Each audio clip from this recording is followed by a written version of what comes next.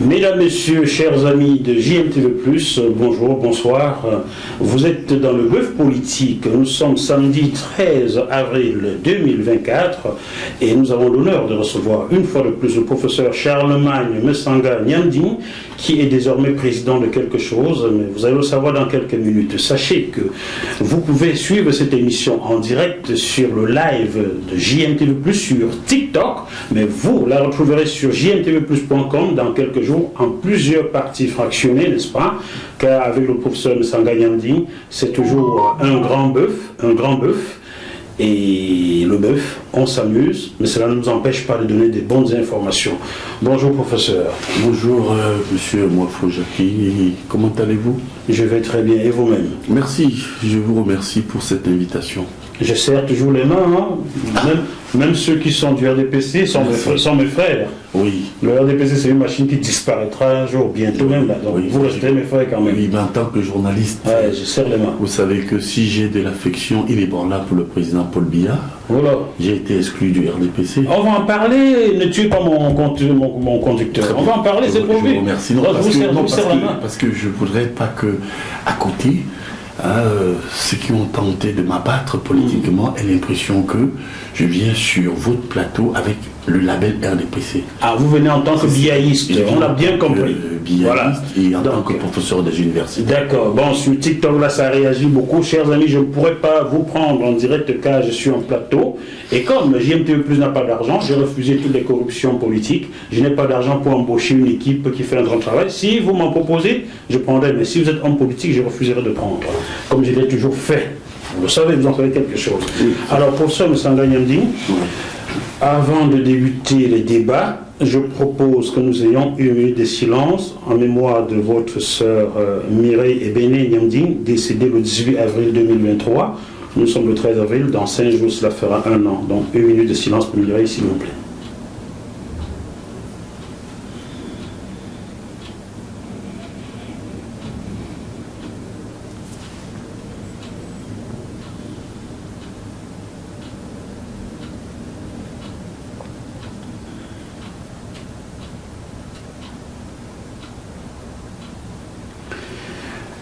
Merci beaucoup. Peut-être que ça ne fait pas une minute pile poil, mais c'est le symbole qui est important. Voilà, Mireille, je peux vous dire, Mireille était votre petite sœur. C'est grâce à elle qu'on s'est connus. C'était une amie à moi qui était professeure d'université, qui nous a malheureusement quittés le 18 avril 2023. Nous pensons fort à elle. Nous pensons fort à votre maman qui vivait avec Mireille.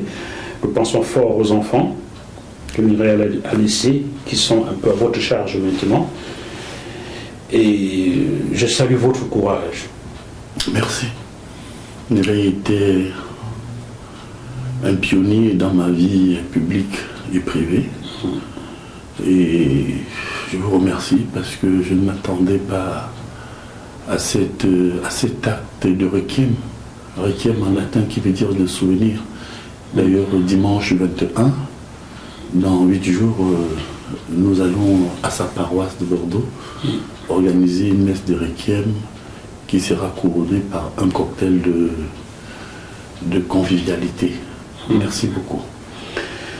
Peut-être pour ceux qui ne le savent pas, elle était enseignante associée à l'université de Bordeaux et elle était chargée de cours au département d'histoire de la faculté des arts et lettres de l'université de Yaoundé. Elle était spécialisée en histoire économique et sociale. Tout à fait. Et c'est grâce à elle que je vous ai rencontré. Oui. Elle a été venue sur mon plateau. Elle était quelqu'un de très ouverte, contrairement à moi, parce qu'à l'époque je me méfiais beaucoup de vous, parce que ça il faut être sincère. Pourquoi? Parce qu'on m'avait dit que vous étiez un faucon radicalement opposé au régime. Et vous savez, je suis entier, hein, même quand ça fait que on me disait même que vous n'êtes pas juste par rapport au régime, que vous avez des choix toujours anti-régime. Et effectivement, c'est elle qui a réussi à me dire que mes vieux, va vers lui, tu verras que c'est un homme ouvert. Et c'est plutôt ce travail qu'il faut abattre. Et c'est comme ça qu'elle a cassé le tabou de la méfiance, je vous l'avoue, politique que j'avais à votre égard. Parce que autour de moi, on me disait toujours que non, c'est pas un journaliste neutre, c'est un journaliste anti-Paul Biya. Or, vous savez que je n'ai jamais caché cela. Paul Biya est mon maître politique. Alors, avant d'entrer dans le vif du sujet, chers téléspectateurs, et je vous l'apprends aujourd'hui, vous ne le saviez même pas, sachez que j'ai un jour sauvé la vie de Paul Biya. Demandez à M. Aye, qui fut intendant à la présidence de la République. Vous le connaissez, M. Aye. Oui. Demandez-lui comment j'ai un jour sauvé la mise à M. Biya, d'accord? Oui. Mais je lui ai dit ce jour, dites à M. Biya que je ne l'aime pas, mais pour l'intérêt supérieur de la nation, voilà telle chose, ok? Donc, je peux ne pas aimer Biya, mais j'aime le peuple camerounais et le Cameroun. Vous comprenez? Car M. Biya passera et le Cameroun restera. C'est pas parce qu'on critique qu'on n'aime pas quelqu'un. Si M. Biya était devant moi, vu son âge, il a l'âge de mon grand-père, je l'appellerais papy. Mais lorsqu'il reprendra son costume de président de la République, je prendrai mon costume de journaliste et je ne lui ferai pas de cadeau comme je l'en fais par l'opposition. D'accord? Oui, mais ce qui était dit, voilà. C'est qu'on me posait souvent la question, qu'est-ce que vous avez trouvé au moins de bien en Paul Biya? Apparemment, vous trouvez que tout ce que le président Biya a fait. Vous croyez vraiment qu'un homme de cette trempe n'ait jamais eu à poser un acte qui vous séduise? On va chercher. Vous voyez que vous n'avez pas. Vous voulez qu'on change de place, car c'est moi le journaliste. Mais non. Si vous voulez prendre ma place, on échange. Non, mais écoutez, les gens nous regardent. Je peux. C'est-à-dire que si vous, toute une vie, vous vous positionnez tout simplement à taper,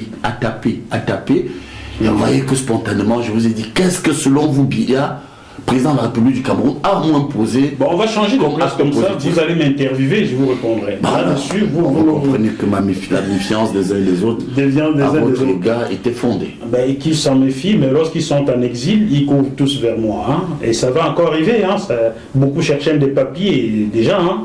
Oui, et ils allaient vers mon ami Joël Diengo pour avoir des papiers en France, hein, beaucoup dans ce régime. Hein. Nous avions dit, bon, chers téléspectateurs, ce soir, comme ça dans le bœuf politique, le bœuf politique signifie quoi? On s'amuse, mais on demande des informations. Voilà, c'est mon style. Vous connaissez Carl Zéro, n'est-ce pas? Oui. Vous l'appréciez bien. Ben, écoute, j'ai le même style que Carl Zéro, on plaisante, on rit, mais on donne des informations. Et on est rigoureux. Et on est très rigoureux. Il vaut mieux être rigoureux. Voilà, les hommes politiques sont mes frères, mais ne sont pas mes amis. D'accord. Très bien. En attendant, j'ai tout récemment lancé presque une fatwa contre Nicolas Dupont-Aignan qui me driblait. J'ai lancé la fatwa contre Dupont-Aignan à Dupont-Aignan lui-même, en lui envoyant un message que vous avez peur de mon plateau, quoi. Non, monsieur, moi, je n'ai pas peur du plateau. Appelez que je vais venir. Je vais bientôt vous recevoir ici pour venir parler de la dette des pays africains vis-à-vis de la France. Donc, je l'annonce ici.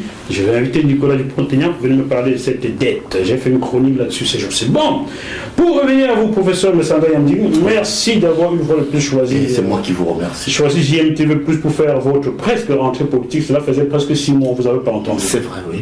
Bon. Parce que, vous savez, par moment, un homme politique doit accepter la traversée du désert. Lorsque vous voyez le général de Gaulle, ou encore plus proche de nous, François Mitterrand, quand je dis proche de nous, parce que vous avez été, comme moi, un acteur de cette société ex-estudiantine qui a vu Mitterrand arriver au pouvoir. Et c'est vrai que je connais une traversée de désert extraordinaire qui me permet aujourd'hui de prendre du recul, de faire mon mea culpa sur certains points qui auraient pu être évités, et surtout de reconnaître aussi que, en réalité, j'ai beaucoup plus eu un bon tempérament politique de vérité que de mensonge. Donc avec du recul, je vous avoue effectivement que ça fait près de 6 mois que je ne suis pas allé vers la presse, je n'en voulais pas. Et avec ce recul, j'ai observé le pouvoir, j'ai observé l'opposition. J'ai une idée encore plus forte du combat qu'il y a à mener au regard des échéances, des prochaines échéances de 2025 au Cameroun. Très bien, nous allons y arriver. 2025, c'est la dernière partie de cette émission. Allons progressivement. Chers téléspectateurs, vous avez compris, il a mis le pied dans le plat tout de suite pour le professeur Messanda Yamding. Il est comme ça, et c'est pour ça que j'aime bien le recevoir, même s'il me pose souvent des problèmes, car à chaque fois je dois attendre 2 heures de retard, mais je comprends, quand il est en France, il n'est pas autonome, il dépend des gens. Voilà pourquoi, voilà pourquoi il était en retard aujourd'hui. On s'est engueulé un peu au téléphone, mais oui, c'est pas grave.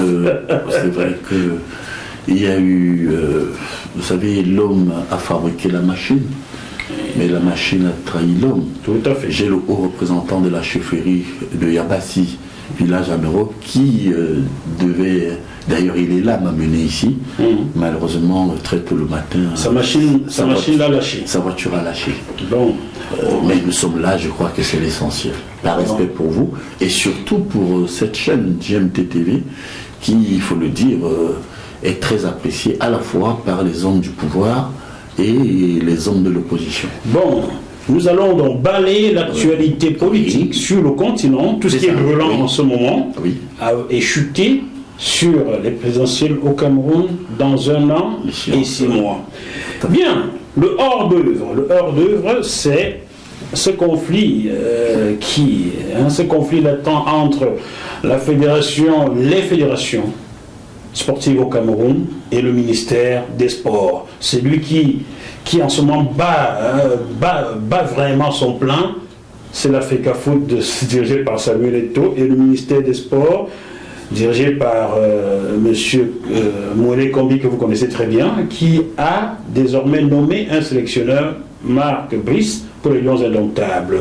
Quel est votre point de vue sur ce conflit entre la Fédération de football et le ministère des Sports? Non, vous savez, je voudrais ici, au regard de cette question, avoir une pensée pour Charles Atebayene.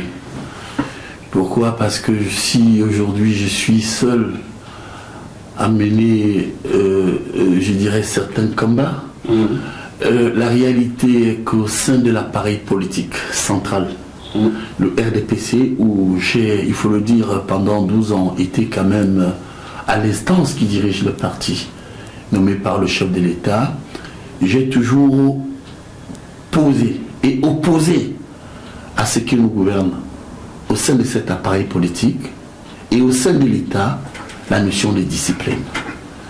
Vous savez que si vous résumez en réalité les tempêtes cycloniques que traverse politiquement notre pays, et je dirais même social, quand je dis tempête politique, vous avez tous ces problèmes de l'affaire Covid, vous avez les stades non achevés, vous avez les problèmes d'eau, de route, il y a tous les problèmes structurants. Et vous voyez que, et puis même les problèmes bien avant, les investitures des candidats dans les mairies, au sein des collectivités territoriales décentralisées, les députés, les sénats, c'est un problème de discipline qui nous ramène encore, je dirais plurisectoriel, mais singulièrement dans cette affaire de la FECAFOOT. Alors, donc sur ce point, moi j'ai une idée très claire. L'alternance recherchée au Cameroun repose sur un seul point: mettre en place des hommes et des femmes disciplinés dans leurs charges. Et vous allez voir que dans cette affaire, qui est le micro dans le macro, c'est-à-dire le macro-système étatique, j'ai toujours pensé que le système était mauvais. Le système est mauvais. Le système est mauvais. Politique. Oui. C'est-à-dire que le système de M. Biya, votre maître à penser, est mauvais. Monsieur Biya, mon maître politique, est un homme, je le dis encore ici, dans sa vision politique, irréprochable. Ah ouais. Parce que oui. Il est très bon, quoi. Mais écoutez, vous parlez de bonacité, dites ce que vous voulez, mais je sais que lorsque j'enseigne les sciences de l'État, j'ai toujours eu un regard sur les valeurs que porte un homme. Vous savez que personne, d'ailleurs avec cette traversée du désert, où j'ai pris beaucoup de recul, j'ai laissé jouer mes amis du pouvoir et ceux de l'opposition, je me suis rendu compte que la critique opposée au président Paul Biya ne porte pas sur ses projets. Ok. Je vous en prie. Professeur, mais vous êtes sorti de ma question. Oui, mais bon, alors ça a un lien avec le foot. Je sais que vous aimez manger le poisson, mais problème de discipline. Restons sur le football. Quel regard portez-vous sur ce conflit entre la Fédération camerounaise de football dirigée par Samuel Eto'o et le ministère des Sports dirigé par votre frère? Vous êtes de la même région, Monsieur Moulé Kombi. Je vais corriger quelque chose. Corrigeons. Pardonnez-moi pour cette déformation professionnelle. On ne peut pas opposer Samuel Eto'o à moi les combis. Il faut opposer peut-être l'Africafoot au gouvernement. Je cite bien les noms, hein? Bien. Le ministère des Sports, l'Africafoot. Ceux qui incarnent effectivement cela, parce que vous avez dit quelque chose, et vous avez raison, j'ai bien compris la dimension métaphorique, moi les combis, vous êtes allé à dire même que nous sommes de la même région. Je vais vous faire une confidence ici en direct. Ah ben, c'est pas une confidence désormais, puisque c'est en direct. Bien. Oui. Faites la confidence à tous ceux qui nous regardent. Ou du moins, je vous donne une exclusivité. Quand vous dites même entre moi les combis et l'autre, moi les combis sont mon neveu. Ah, c'est votre neveu? Oui, c'est-à-dire que la première fille à mon grand-père, Ebole Catherine Nyamdi, la grande sœur à mon papa, c'est elle qui a mis au monde la mère de moi les combis. Ah! Vous comprenez que... Alors vous voyez que dans ce recul nécessaire, quand vous dites entre moi les combis, moi je prends du recul et je parle de part et d'autre d'indiscipline. Ça veut dire qu'à un moment donné, lorsque vous avez un leader politique comme le président Paul Biya qui opère des choix et qui confie des missions à des compatriotes, je pense qu'un temps soit peu, il faut continuer toujours à se poser la question, qu'est-ce que le président Paul Biya attend de moi? Et si vous allez à cette question, vous allez vous rendre compte effectivement que des deux côtés, aussi bien du côté du football, il y a eu un problème d'indiscipline, parce que quoi que l'on dise, la tutelle de la fédération est le ministère. Et du côté du ministère, il y a eu quelque peu d'indiscipline. Alors très grave aussi, pourquoi? Parce que j'ai toujours eu ce franc-parler. Je ne peux pas comprendre, quelles que soient les frasques dont Samuel Eto'o et ses amis sont reprochés, qu'on leur reproche, que le ministère sorte une liste, je dis bien une liste, publie une liste, avec un entraîneur, un coordonnateur, ne serait-ce que pour des raisons de courtoisie, sans consulter le président de la fédération. Donc vous voyez, quand je parle d'indiscipline, mais on ne peut pas me tuer politiquement. Ils peuvent m'enlever tous les titres. Je ne suis plus RDPC, oui, j'accepte. Je ne suis plus membre du comité central, j'accepte. Mais personne ne pourra enlever la vision de Paul Biya dans mon cœur. Et votre liberté de penser. Surtout cela aussi. On va saluer... Et vous comprenez que dans cet élan, je continue à dire que lorsque vous avez un homme de la trempe du président Paul Biya, qui, on connaît les contraintes qu'il a eues ici avec les Occidentaux, qui n'ont jamais accepté Paul Biya ou vu son action d'un bon œil, ou encore à l'intérieur de l'appareil politique, où dès le départ il a été combattu par son ministre prédécesseur, le président Aïdjo, et qu'à un moment donné, il fallait mettre les bâtons dans les roues à ce grand homme qui est Paul Biya, je ne peux jamais me départir de dire que le ministère et l'Africafoot doivent chaque fois mettre en avant les idées de rigueur, de moralisation, de justice sociale. Voilà. Parce que oui, vous savez que la justice sociale, c'est que vous occupez quand même une fonction de pouvoir et de décision. Mais c'est pas pour tuer tout le monde. Non. Mais regardez ce qui se passe au Cameroun. Vous levez la tête, on vous tape dessus. Si vous allez aujourd'hui demander à mes amis, notamment Jean Kouété, particulièrement lui, ce monsieur à qui Paul Biya a tout donné, mais qui m'a écrasé avec Grégoire Orona. Ils ont mis un appareil politique soutenu pour me détruire dans le parti. Non, vous allez voir la relation avec l'Africafoot. C'est compris. Je voudrais vous dire que les messieurs, les ministres de ce grand homme qui est Paul Biya, suivez un peu son regard.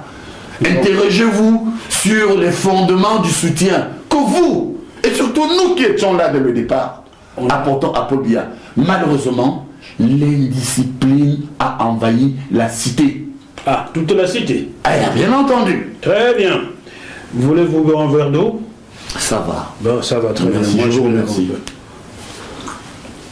Vous comprenez? Très bien. On ne peut pas fonctionner comme ça. Comment vous pouvez être dans un ministère? Vous avez en face un président de l'Africafoot il va découvrir comme tout le monde ce que vous avez fait, et pire encore. Et ça, je prendrai bien soin de le dire cette fois-ci, pas comme un homme politique, ou encore un universitaire au ministre. J'irai parler au ministre en tant que son oncle. Je vais lui dire que... S'il vous recevait. Au moins il m'écoutera à travers vous là. Il me reçoit, hein. Sur ce plan, je suis son oncle. Hein. Vous savez, dans nos coutumes, c'est l'oncle qui a autorité sur le fils, c'est pas lui. Vous savez, moi, il est d'une humilité incroyable. Ah bon? Mais lorsque je suis devant lui, il me dit, oncle, j'ai pas maudit. Qu'est-ce qu'il y a encore? Il m'écoute, même si nous avons des points divergents.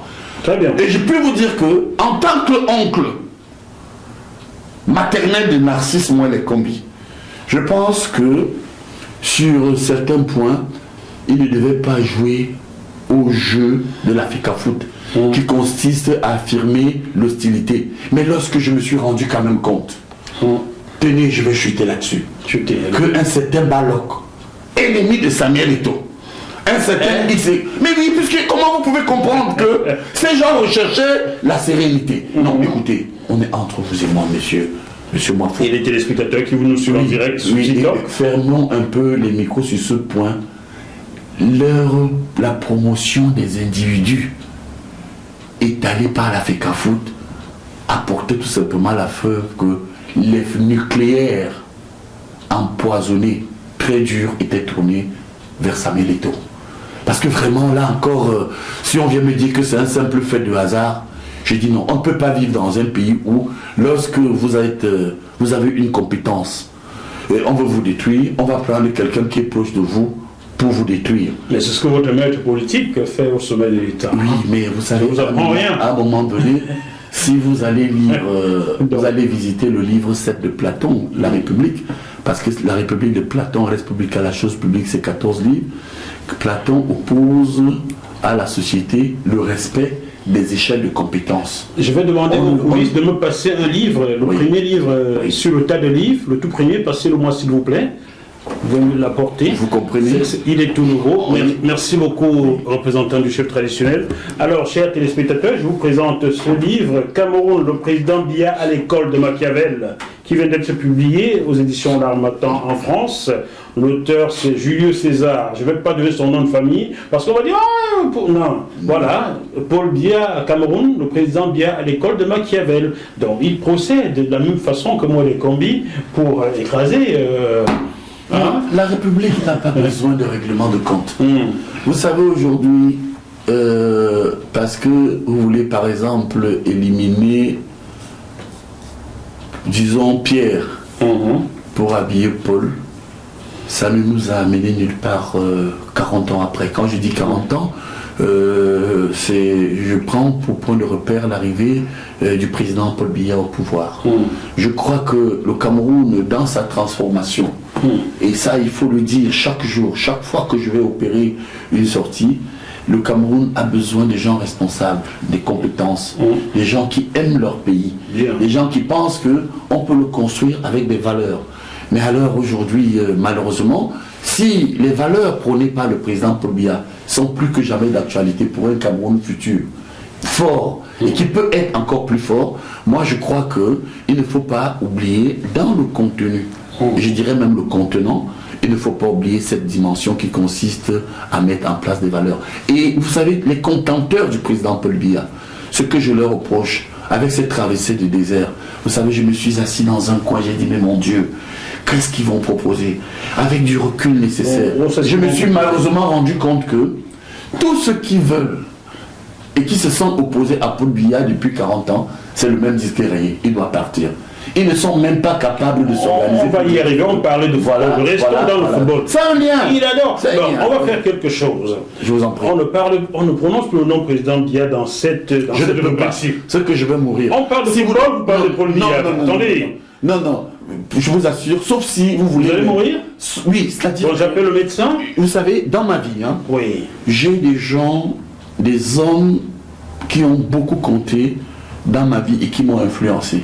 Le président Paul Biya. Cheikh Anta Diop. Cheikh Anta Diop. Ah, d'accord. Oui, Cheikh Anta Diop. Lui au moins a travaillé, on l'a vu. Oui, François Mitterrand. Ah bon? Oui, le président Paul Biya. La guerre d'Algérie, ça vous dit quelque chose? Parce qu'il a été pour beaucoup dans le génocide en Algérie et au Cameroun. Oui, hein, mais quand je dis qu'il m'a marqué, même de manière négative, d'ailleurs je veux aussi vous dire quelque chose, et là ça va vous surprendre, Hitler m'a marqué. Oula. Bien sûr, parce que je n'ai pas compris comment un monsieur, un tout petit homme, a réussi à mettre toute une Europe par terre. Vous comprenez?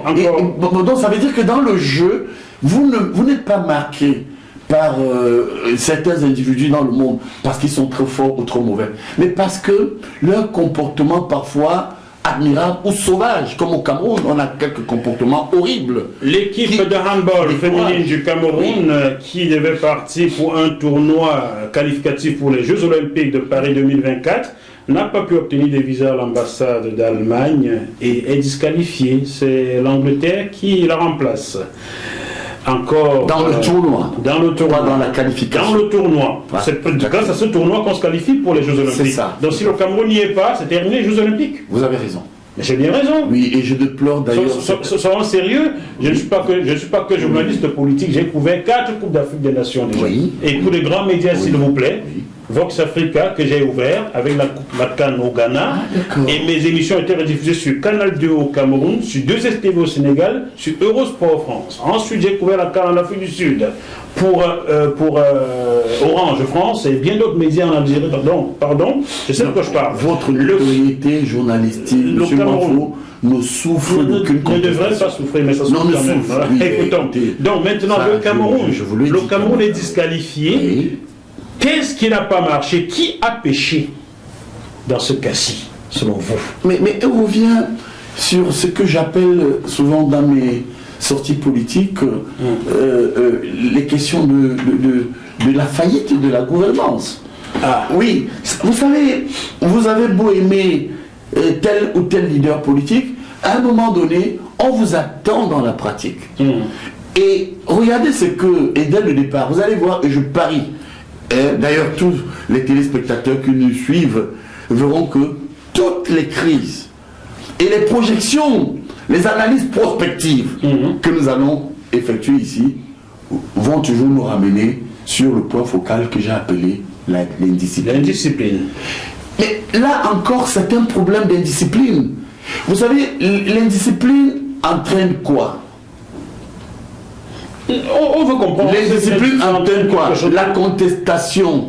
L'indiscipline, à quel niveau maintenant? Du ministère ou de la fédération de handball? Mais écoutez, ceux qui ont en charge, écoutez, parlons pour ces téléspectateurs.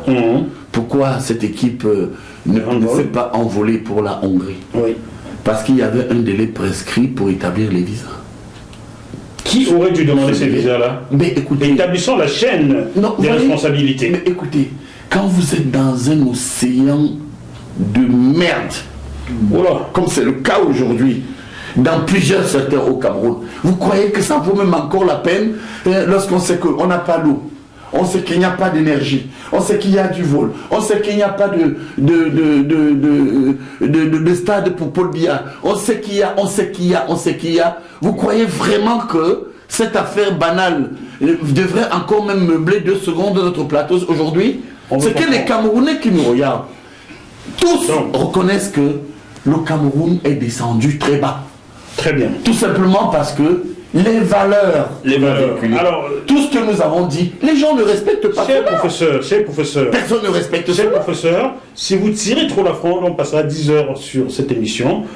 Les responsabilités dans ce cas du handball camerounais qui souffre aujourd'hui, vous les attribuez à qui? Au ministère des Sports? À la fédération? À qui? Question de gouvernance politique.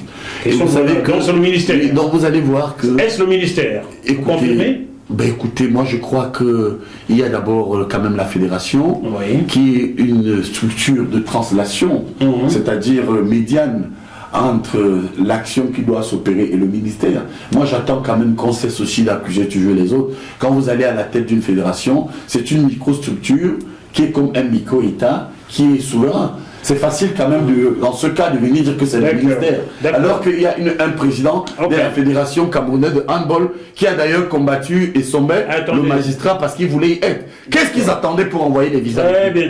Vous avez dit que les fédérations sont souveraines. Elles sont si souveraines que la Fédération de football n'a pas pu nommer un sélectionneur. Vous voyez le truc, les souverains. Non, il y a les textes. On poursuit. Non, la discipline, non, vous faites une faute. Je ne peux pas laisser passer cela. Vous me provoquez et vous dites qu'on vous suivez. Vous savez, moi, je suis un professeur de sciences politiques et de droit public. Il y a des règles. Regardez, si vous voulez revenir sur ce qu'on peut appeler la gourde du ministère. Et celle aussi de la fédération. Bon, le ministère arrive, il sort des textes. Je vous assure, quand j'ai vu ce texte où on me dit qu'on a nommé un coordonnateur, Monsieur Mwafo, je suis allé plus rapidement parce que de mémoire, j'avais vu le décret, parce que je collectionne les décrets du président de la République de manière sectorielle. Quand vous lisez l'article 4 du décret de 2014, signé par le président Poulouya, concernant l'organisation, il appartient au président de la Fédération camerounaise de football de nommer un coordonnateur. Et non pas le ministère. Au ministère. Très bien. Vous comprenez, mais par contre aussi, oui, par contre, ce qui est génial, chuter 40 poursuivre. Et paradoxalement, vous voyez qu'il y a une dichotomie qui devrait aussi amener la Fédération camerounaise de football à s'appuyer chaque fois sur le ministère lorsque des actes doivent être posés. Malheureusement, ça ne se fait pas. Il faut donc dire que, moi je les renvoie, tous les ados, dos à dos, pour leur dire que c'est la machine pensez un peu au chef de l'État, pensez aux Camerounais, parce que vos querelles commencent à coûter très cher à cette nation, et nous autres en avons marre. Ok, on va poursuivre. Le football ne va pas bien, le handball n'ira plus au JO, pourtant elles sont vice-championnes d'Afrique, donc avaient des réelles chances de se qualifier pour les Jeux Olympiques. C'était une réelle chance de médaille pour le Cameroun, qu'on n'aura pas. C'est pas impossible. Poursuivons maintenant, le même ministère des Sports souffle le chaud et le froid à la fédération de volleyball. Monsieur Abouem, qui est régulièrement élu, s'est vu adouber un monsieur Bello qui a été démocratiquement nommé par votre neveu, monsieur le ministre Narcisse Mouelé Kombi. Je suis cette affaire depuis. J'en parle avec madame Odile Yogo qui a créé des équipes de volleyball au Cameroun, au Sénégal, au Gabon et partout. J'en parle. J'ai même parlé avec l'entraîneur choisi par votre ministre qui n'a jamais rien gagné, cet Allemand-là, qui en 10 ans au Cameroun n'a même pas gagné une poule. Alors, est-ce que ce n'est pas le ministère qui fout le bordel au sein des fédérations au Cameroun? Le cas du volleyball en atteste. Je vous assure, assurez-moi. Quand j'ai lu il y a quelques années l'ouvrage de Jean-Pierre Cotte, l'ancien ministre français de la coopération, à l'épreuve du pouvoir, j'ai compris que le pouvoir rend les personnes impréparées fous. Il va apprécier Mouelé Kombi, hein? Pas lui. Ah, qui donc? Vous allez comprendre. Allons-y. Et les différents acteurs du pouvoir au Cameroun estiment qu'une fois qu'ils occupent, c'est vrai, certaines fonctions de pouvoir et de décision, ils ne peuvent pas parler aux autres. Vous allez voir que dans le système politique fort, plus vous êtes haut, plus vous vous faites tout petit. Chez les anglo-saxons, au Cameroun c'est le contraire. Oui, au Cameroun c'est le contraire. Vous voyez, ce n'est qu'en période de déchéance que certains réalisent qu'ils pouvaient se rapprocher du peuple. Pour preuve, regardez lorsque M. Ndiouatitus aujourd'hui parle du peuple. C'est lui qui a supprimé les psys. Et c'est lui qui a supprimé la bourse. Et c'est lui qui légèrement oublie que le Cameroun a des institutions qui marchent bien et il vient parler du gouvernement des transitions. Vous voyez la légèreté. Pardon, le gouvernement a des institutions le Cameroun a des institutions qui marchent bien? Non, qui existent. Qui marchent ou pas? Qui marchent bien ou pas? Bon, alors, les institutions qui marchent bien ou pas? Si vous m'amenez dans ce domaine, vous comprenez? C'est vous qui... Je vais être relatif en vous disant que ce sont les hommes qui animent les institutions. Ah oui. Mais au moins ces institutions sont bonnes. Vous savez, à son temps, le doyen Vedel ne mettait pas l'accent dans les facultés de droit de Paris sur la bonne ou la mauvaise marche des institutions. Il me parle de France et de Paris comme si c'était un modèle. Bien. Nous allons mal en France. Oui. Si nous étions bien dirigés, la France ne serait pas aujourd'hui à la queue de l'économie en Europe. Donc arrêtez d'apporter la France comme exemple. Je ne vais pas seulement là-bas, je reste dans ce qu'on appelle la réalité de corps. Vous savez que par moment, et la faiblesse des systèmes politiques africains, notamment du Cameroun, c'est que les gens se présentent sur les labels d'hommes politiques. Mais dans les pays développés, aux États-Unis, en France et partout, on a d'abord un métier. Je suis professeur des universités. Alors, vous voyez, je ne peux pas m'amener sur un plateau comme font beaucoup de Camerounais aujourd'hui, ou certains qui n'ont pas de métier et qui ne pensent qu'à une chose, faire de la politique pour avoir un nom. Vous allez voir pour avoir de l'argent aussi. Et parfois de l'argent. Quand vous voyez ce qui s'est passé au Sénégal, c'est admirable de savoir que... Sénégal, oui, c'est une parenthèse que ceux qui sont arrivés au pouvoir avaient un métier. Bien. Il faut qu'on commence aussi à nous dire un jour au Cameroun que même ceux que vous invitez dans les plateaux, les gens se donnent de nouveaux noms, influenceurs, patati patata. Si vous n'avez pas de métier, et dans ce métier, vous n'avez pas fait preuve, vraiment, pardonnez-moi, de compétences, à l'image de ce qu'il disait une fois de plus, là je vais vous citer Cheikh Anta Diop, dans les cultures africaines, c'est le griot qui était un initié qui communiquait avec le chef. Donc si vous n'avez pas de métier, vous ne pouvez rien faire en politique parce que vous n'allez jamais mettre en œuvre ce que le chef dit. Je reviens donc sur ce que vous avez dit à la base, parlant de responsabilité. Je suis parmi ceux qui pensent que malheureusement, certaines personnes ne comprennent pas où sont les intérêts de notre pays. Ils ne comprennent pas que lorsque vous portez une casquette de président de fédération, de ministre, de chef de service, de directeur et de professeur, vous jouez d'abord pour le Cameroun. Malheureusement, ces gens jouent d'abord pour eux. Très bien. Votre légitimité pour parler de football et de sport au Cameroun émane du fait que vous avez été vous-même footballeur. Les gens ne le savent pas, oui. Le professeur Messanga Yanding a été footballeur, il a évolué avec des gens comme Mabouan Kessak. Parlez-nous de cette partie de votre vie. Oui, vous savez, dans l'élan de votre première préoccupation et dans mon élan d'échange, parce que vous êtes un journaliste, on va au nord, on va aussi, c'est bien comme ça. Ça, je vous salue. Hein. Vous me baladez, je vous balade. Oui, et vous m'avez amené à oublier quelque chose. Parlant de... Vous n'avez pas parlé de Paul Biarasso. Non, de M. Abouem. Ah, d'accord, tant mieux. Alors, je vous fais encore, et à vos téléspectateurs, une autre confidence. M. Abouem, Serge, et moi, les combis sont des neveux, sont des cousins. Ah bon, ça se bagarre en famille, ça se bagarre. Écoutez, non, je voudrais vous dire quelque chose. Moi, qui suis leur oncle, parce que Minette, la mère d'Abouem, est ma cousine. Charlotte, la défunte mère de Moelet, est ma cousine Germaine. Et lorsqu'il y a eu ce conflit, et c'est une exclusivité JMTV, moi je suis allé voir mes deux neveux. Je suis allé, j'ai vu Serge, je lui ai dit, mais écoutez Serge, vous m'arrêtez ça. Et là, c'était en tant qu'oncle. Si Serge vous écoute, il va dire que ce monsieur est venu dans mon bureau, il faisait trop de bruit. Je me rappelle le jour où je voulais voir Serge pour mettre fin au conflit qu'il opposait à son cousin, moi, les combis. On m'a dit qu'il avait des gens. Et on m'a dit non, ne peut pas voir ça. Je dis que non. S'il ne me reçoit pas, moi, je veux taper sur la porte. Et il m'a entendu parler. Il est venu, il dit, oncle, viens. Quand je suis entré dans son bureau, j'ai trouvé des gens comme Jean Lambert, j'ai trouvé également le journaliste Edouard Elamé Bicado, ils peuvent dire témoin. Edouard Elamé, oui. Et mon neveu Abouem m'a pris. Je lui ai dit, écoute, je ne peux pas me mêler de vos affaires officiellement, mais en tant qu'oncle, je voudrais qu'on mette fin à cela. Il m'a expliqué, il m'a dit qu'il était légitime, il fallait qu'il était prêt à m'écouter. Je lui ai dit, bon, si je vais voir Narcisse, tu sais que c'est ton cousin? Il dit, oui, je sais. Il m'a dit, écoute, je suis prêt. Je suis reparti voir le ministre Moelet. Là aussi, vous savez, je suis son oncle maternel. Hein. Moi, je ne suis pas du style à commander. Moi, elle ne fait rien pour moi. Hein, c'est l'oncle. On poursuit, vous allez le voir. Alors, et je lui ai dit, Narcisse, parce que c'est comme ça que moi je l'appelle.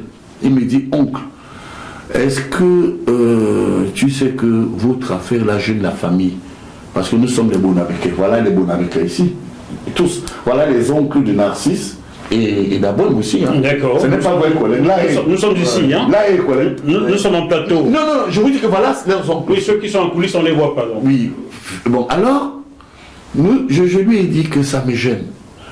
Ce n'est pas politique, je viens te voir en tant qu'homme, j'ai la chance d'avoir un neveu comme toi, et c'est vrai, c'est pas toutes les familles qui sortent des ministres de la République.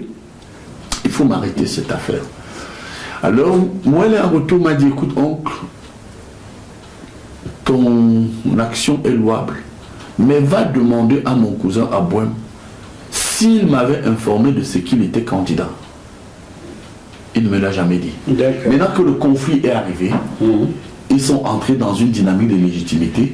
Comme je suis encore dans les transactions de couloir, je préfère vous dire qu'officiellement, lorsque nous nous sommes encore retrouvés au décès de mon cousin, Nkongo Koumkan Charles, j'ai répété et j'ai dit que il fallait qu'on continue à apaiser. Malheureusement, ça commence à trop durer, ça commence à être horrible pour ce qui me concerne. Maintenant, au-delà de la parenté, je crois qu'il faut respecter les textes, il faut respecter le droit, il faut respecter les règles et il faut être discipliné. Il faut dire que la justice camerounaise a régulièrement donné raison à Serge Abouem. Oui. Régulièrement. Oui. Il n'a pas perdu un seul procès. Oui, à partir de là, en tant qu'oncle de Serge Abouem, et vous savez, ce n'est pas toujours bien d'avoir ces prises de position dans un plateau, mais pour inciter mes deux neveux à se rapprocher, je crois que son cousin, Moël Kombi, devrait devrait l'accompagner à l'effet d'exécuter quand même cette décision de la Cour suprême. Ça veut dire qu'au Cameroun, le ministre Moël Kombi ne respecte même pas les décisions de justice de son pays et il est ministre. Vous voyez le truc, quoi. Ça, c'est pas du racontage. Les textes sont là. Vous confirmez que Serge Abouem a gagné tous les procès. Oui, c'est oui. Bien. Serge a gagné, mais je confirme aussi que le ministre Moël Kombi n'a pas remis en cause, à ma connaissance, à ce jour,